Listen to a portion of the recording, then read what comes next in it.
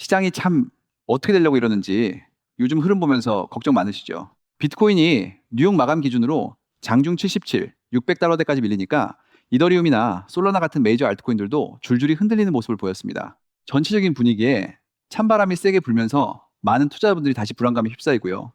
숫자만 보면 흔히 보는 하락장 같지만 지금 이 안에서 아주 이례적인 돈의 움직임이 포착되고 있습니다. 먼저 지금 시장을 가장 무겁게 누르고 있는 건 단연 거시경제 압박인데요. 중동의 지정학적 긴장감에 국제 유가 부담, 그리고 인플레이션 재상승 우려가 한꺼번에 겹쳐 있죠. 특히 미국 10년물 국채 금리가 4.6%까지 치솟으며 1년 만에 최고치를 찍었고 30년물도 5.1%를 넘겼습니다. 안전자산 수익률이 이렇게 가파르게 오르다 보니 코인처럼 변동성이 큰 자산들은 강한 하방 압력을 받을 수밖에 없는 구조인 거죠. 시점도 참 묘한 게 당장 5월 20일로 예정된 4월 FOMC 회의로 공개를 앞두고 채권 시장이 먼저 매파적인 신호를 가격에 반영하기 시작했다는 점입니다.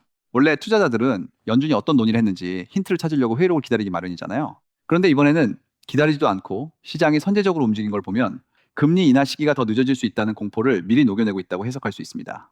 원리 자체는 생각보다 단순합니다. 국채 금리가 올라간다는 건 위험을 전혀 감수하지 않고도 은행이나 채권에서 얻을 수 있는 확실한 수익률이 높아진다는 뜻이거든요. 굳이 변동성이 엄청 큰 가상자산에 내 돈을 묶어둘 이유가 약해지는 거라 시장 전체의 투자 심리가 얼어붙는 겁니다.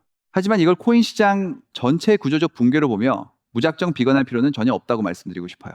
진짜 중요한 건 이 공포 속에서 돈이 어디로 가고 있느냐는 겁니다. 이번 하락장에서 완전히 눈을 의심하게 만드는 디커플링, 즉 비동조화 현상이 잡혔는데요. 놀랍게도 비트코인과 이더리움 진영에서는 돈이 우르르 빠져나갔는데 유독 XRP 쪽으로는 올해 최대 규모의 주간 순유입이 기록됐습니다. 시장 전체가 얼어붙었는데 왜 하필 리플에만 돈이 몰렸을지 그 본질을 파헤쳐봐야 합니다. 현재 비트코인 도미넌스는 60% 수준까지 올라와 있고 반대로 알트코인 인덱스는 36 수준으로 뚝 떨어져 있습니다. 이 두 숫자가 보여주는 결론은 명확하죠. 지금은 알트코인 전체에 돈이 골고루 퍼지는 호황기가 아니라 시장이 불안하니까 돈이 비트코인이라는 큰 방어벽 뒤로 피신한 아주 보수적인 장세입니다. 그렇다 보니 알트 투자자분들 입장에서는 정말 답답하고 짜증나는 구간일 수밖에 없죠.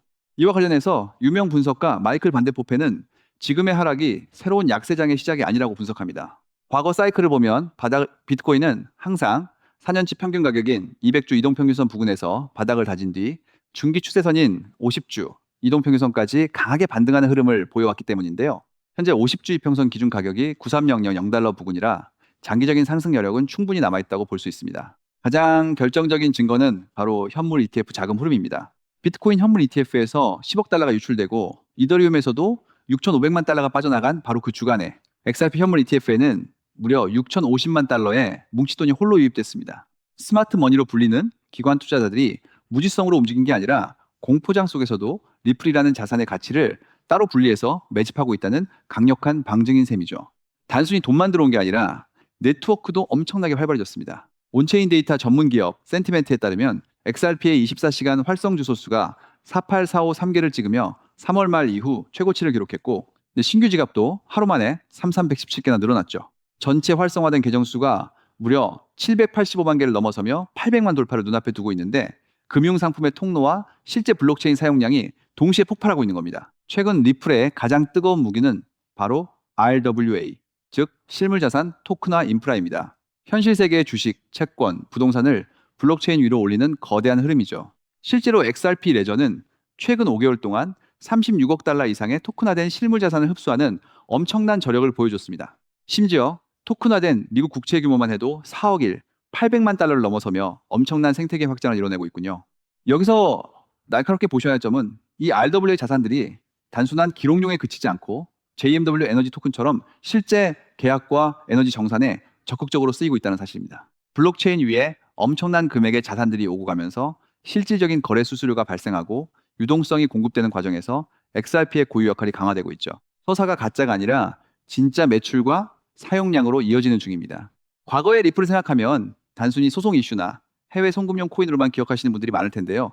이제는 완벽하게 패러다임이 바뀌고 있습니다. 현물 ETF를 통한 합법적인 자금 유입과 거대한 실물자산 토큰화 플랫폼이 결합하면서 스마트머니와 글로벌 기관들이 가장 안전하고 효율적으로 선택할 수 있는 대체 불가능한 인프라 자산으로 완전히 재평가받고 있는 국면입니다. 그렇다면 우리가 앞으로 눈여겨봐야 할 핵심 포인트는 무엇일까요? 첫째는 대장인 비트코인이 77000달러 선을 단단하게 지켜주는지 봐야 하고요. 둘째는 도미넌스가 꺾이면서 알트 시장으로 온기가 퍼지는지 체크해야 합니다. 그리고 가장 중요한 셋째와 넷째는 XRP 현물 ETF로의 자금 유입이 다음 주에도 연속성을 가지고 들어오는지, XRPL 생태계의 RWA 규모가 계속 커지는지 확인하는 것입니다.